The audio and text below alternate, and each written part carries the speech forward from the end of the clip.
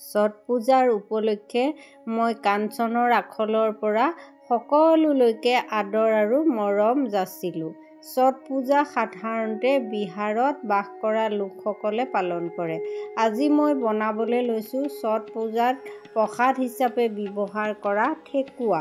ঠেকুৱা বনাবলৈ মই এটা চৰিয়াত সৰু চাইজৰ এটা বাটিত 2 বাটি চাকি আটা, সেই একেটা বাটিৰ জোখতে 1 বাটি চুজি, সমান চাইজৰ আন এটা বাটিত 1 বাটি নাৰিকল, সৰু চাইজৰ এটা বাটিত অলপমান পিচি ৰখা চেনি চৰিয়াটোত ঢালি ভাল ধৰণেৰে মিহলাব ধৰিলোঁ।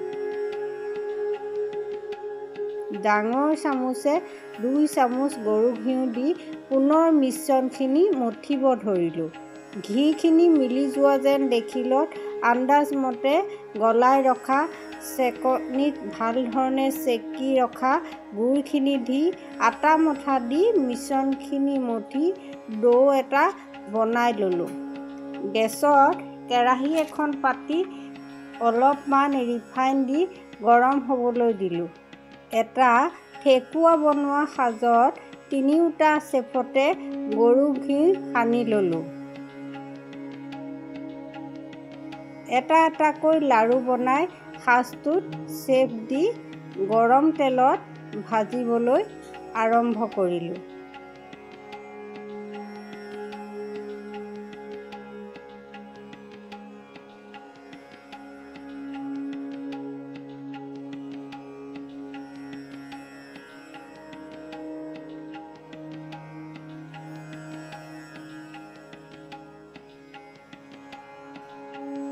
মই সাধাৰণতে গেছত কাম কৰিলে এপ্ৰনটো পিন্ধি লওঁ।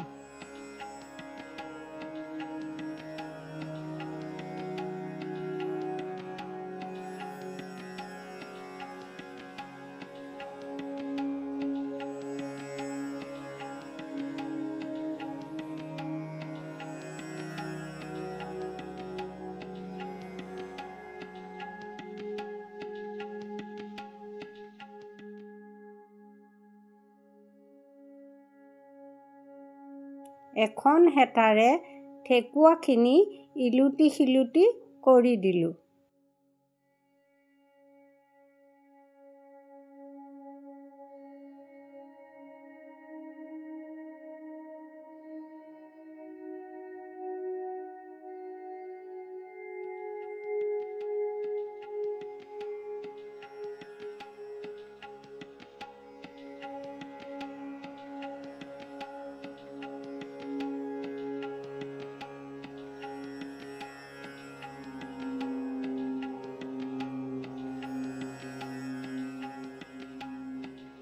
এয়া দেখিলেনে, মোৰ প্ৰথমটো বেটছ ঠেকুৱা বনোৱা হৈ গৈছে।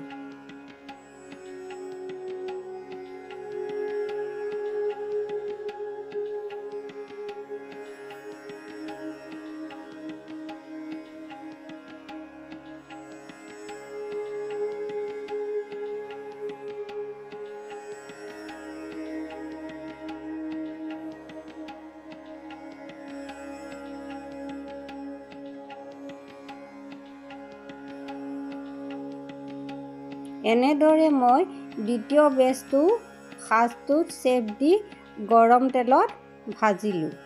বাকী থকা ডৌখিনিও এনেদৰে ঠেকুৱাৰ সাজত সাজ দি বনাই পেলালোঁ। এয়া দেখিলেনে, আজি আমাৰ ঠেকুৱা বনোৱা হৈ গ'ল।